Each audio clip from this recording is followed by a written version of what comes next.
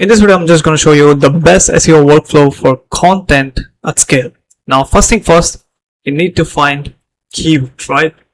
And second thing, we need to, automate, right? Like write content. And then third, write FAQs, conclusion, and then metadata, and then images, and then GSC publish, etc, etc. Instead, what you can do all this in a one tool, which is Herbal. So if I go into the overview, and this is the dashboard in the Herbal, which you'll see, click on SEO article, input a keyword, and you can also enter the title, or AI will auto generate the title. Click on add keyword, and it's just going to take you into the input page, which looks like this.